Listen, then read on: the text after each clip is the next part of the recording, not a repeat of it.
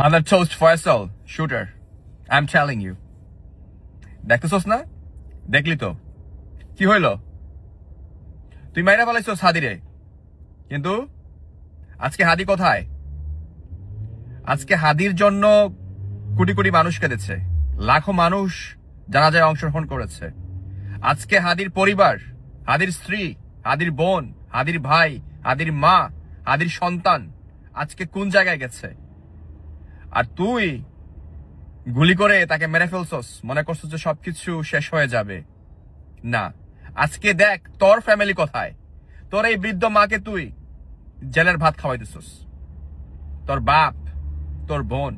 আর কি বলবো, এটা তো তোদের ফ্যামিলি বিজনেস। দিন শেষে তো টাকা, তাই না?